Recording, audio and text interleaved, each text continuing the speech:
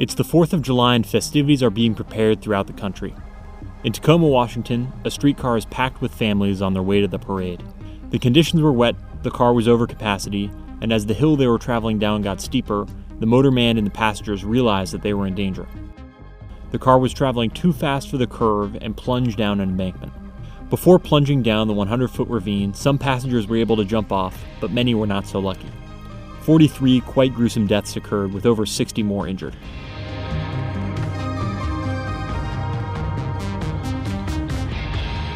Robert Frost's son, Elliot, dies of cholera. Robert will blame himself for not calling a doctor to treat his son sooner, and will write the poem Home Burial as a result of this. Frost's whole life will be marred by loss and grief, greatly influencing his poetry.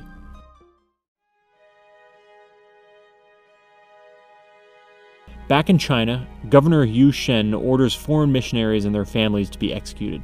This will come to be known as the Chunyang Massacre. The governor promised them an escort to the safety of the Alliance powers, but as soon as they were brought in front of the governor, he ordered the beheadings of the 46 men, women, and children.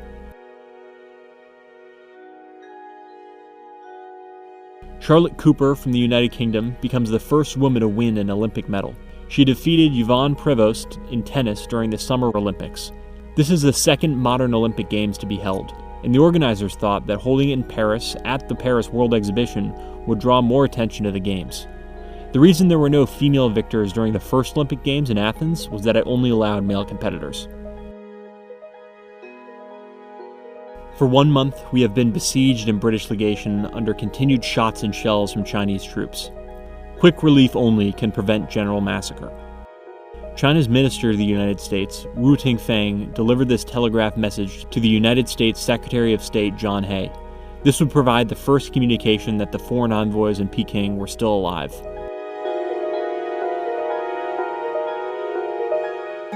It's the pre-dawn hours, and in New Orleans, resident Robert Charles shot and killed Police Captain John Day and Patrolman Peter J. Lamb of the New Orleans Police Department as they entered his home. Although the home was surrounded by cops at the time of this raid, Charles was able to escape. This incident's news is going to quickly spread across town and spark what we now call the Robert Charles riots.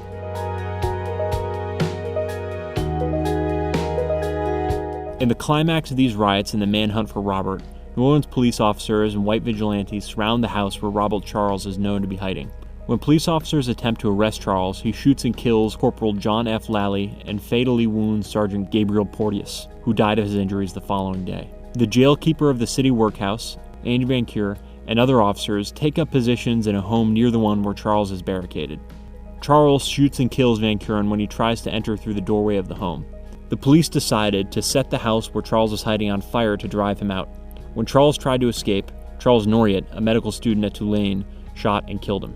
The angry mob then descended on Charles' body, beating and shooting his corpse. These events are a testament to the racial tensions and violence that existed during this time in the United States, particularly in the South. They serve as a reminder of the historic struggle for civil rights and challenges faced by African Americans in the early 20th century. The Wonderful Wizard of Oz by L. Frank Baum is first published. Its release will have a profound impact on children's literature. The work transcended the writing norms of the time, ushering in a new era of imaginative storytelling for young readers. Baum introduces children to the captivating realm teeming with talking animals, magical beings, and thrilling adventures. In addition to that, this narrative has a powerful female protagonist, Dorothy, which is a huge departure from the male heroes of the time. Her courage and resourcefulness will provide young girls with a role model like them that they can look up to. The Wonderful Wizard of Oz's themes are going to be seen as timeless, even 123 years later. The book focuses on the ideas of self-reliance and determination, and the belief that individuals hold the power to shape their own destinies. The Shah of Persia, which is now Iran, survives an assassination attempt while visiting Paris. The Shah hit the assailant on the head with a cane, and his Grand Vizier, Ali Asghar Khan, twisted the assailant's wrist and forced him to drop the pistol. The gunman, identified as François Salza, said that he had tried to assassinate the former French president Jean Casimir Pierre, but the gun had misfired. By a margin of 187 to 128,000 voters in North Carolina, approved an amendment to Article 6 of the state's constitution, worded specifically to disenfranchise African American voters. Section 4's requirements for all persons registering to vote to pass a literacy test effectively excluded a significant portion of the African American population from participating in the political process. These discriminatory practices were part of a larger system of racial segregation and disenfranchisement known as Jim Crow, which persisted for decades. In China, a force of 20,000 soldiers from the Eight-Nation Alliance began their march from Tianjin to Peking to relieve their besieged envoys in the Chinese capital. The group was composed of 9,000 Japanese, 4,800 Russians, 2,900 Britons, 2,500 Americans, 1,200 French, and a few hundred Austrian, German, and Italian troops.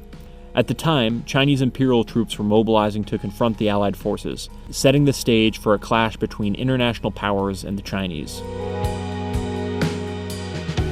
Milton Hershey got out of the business of making caramel candy, selling his Lancaster Caramel Company to investor Daniel Laffian for $1 million in cash. Hershey and his attorney, John Snyder, turned down initial offers for a merger, then for $500,000, and finally for $900,000 cash plus $100,000 stock before sealing the deal in Providence, Rhode Island. With the infusion of capital, the Hershey Company built a factory in Dairy Church, Pennsylvania, and created the largest chocolate manufacturer in the United States. The Allies captured Tungchow during their march to Peking. The location of this victory now places them within 21 kilometers of their besieged citizens. The Hamburg America Line cruise ship Deutschland broke the record for the fastest transatlantic crossing, arriving in Plymouth, England at 8:20 a.m., 5 days, 11 hours, and 45 minutes after passing Sandy Hook Lighthouse, the point where New York City departures are considered to be underway. Advancements in maritime technology and the skill of ship's crew are increasing during this time in history. This record-breaking journey shows the ever-increasing speed and efficiency of transatlantic travel. This is the main way continents, cultures, and economies are connected during this period in history. Following the seizure of Tungchow, the Allied commanders convened to determine how they would fight their way into Peking. The decision was to conduct a three-phase operation. On the 13th of August, each nation sent out an armed reconnaissance party to probe the Chinese defenses around each of the key gates on the eastern side of the city to establish attack positions. The following day, commanders brought up their main troops and prepared for the assault. Finally, on the 15th, the Allies will conduct a simultaneous assault on the city.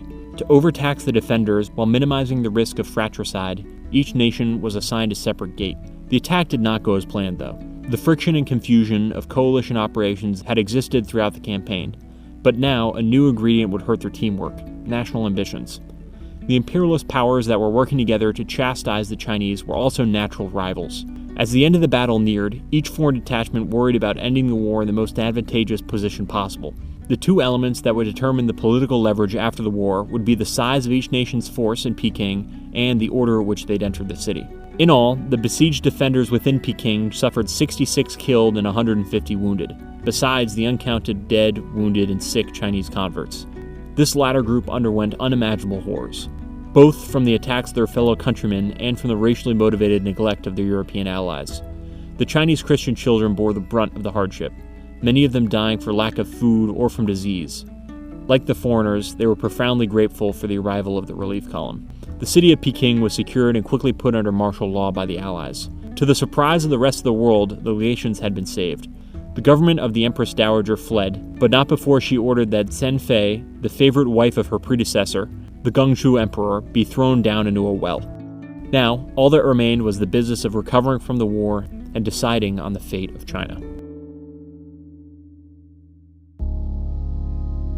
The sarcophagus of Emperor Conrad II of the Holy Roman Empire was opened and his body was photographed, confirming that he was long-bearded and exceptionally tall at 6'6". Conrad might not be as well known as Charlemagne or Frederick Barbarossa, but his role in the Second Crusade and the conflict and cooperation he had to oversee during his reign still marks him as an important Roman leader.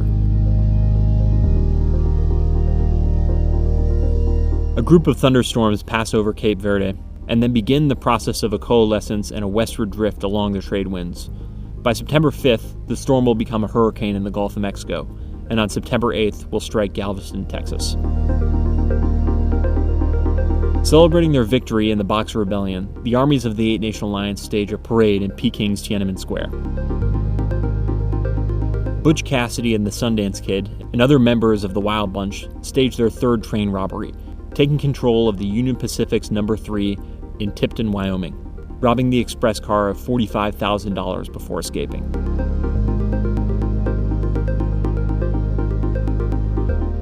The German-American Telegraph Company opened their first direct line between Germany and the United States. At 4,919 miles, this line is the longest transatlantic cable at the time, running from Emden to New York City, with a routine stop at the Azores along the way. If history is going to work towards anything in the next 123 years, it's going to be connecting people easily. This transatlantic cable is one step in that process.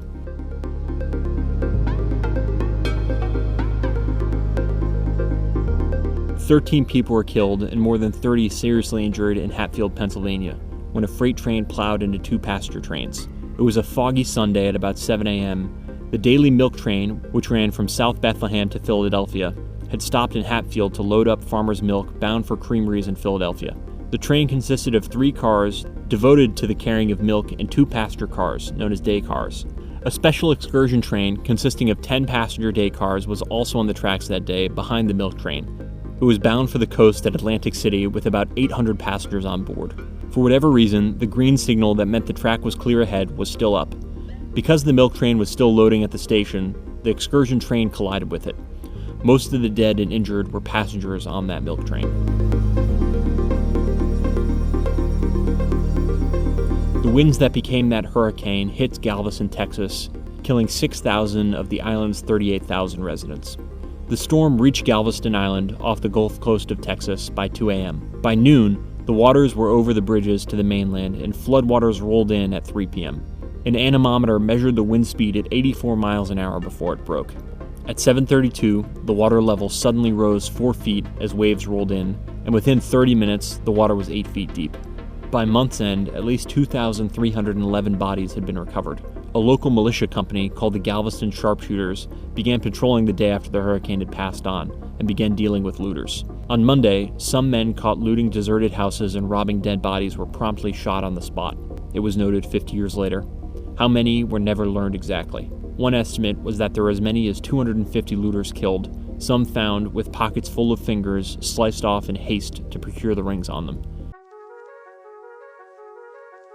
Dr. Jesse Lazier allowed himself to be bitten by a mosquito at the Las Animas Hospital in Cuba as he searched for a cure for yellow fever.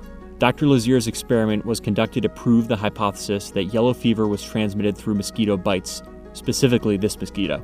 5 days after the mosquito bite, he began to exhibit symptoms of yellow fever. Tragically, his condition deteriorated rapidly, and he will pass away on September 25th. This finding revolutionized the approach to preventing and controlling the disease, though.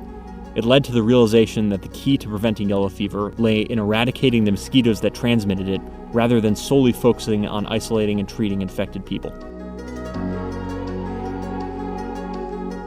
Butch Cassidy's Wild Bunch gang robbed the First National Bank of Winnemucca, Nevada, taking $32,640 with $31,000 in $20 gold pieces. They chose this bank because they knew it had a significant amount of funds in it and was also in a fairly remote location. This allowed them to quickly rob the place and immediately escape into the Nevada wilderness.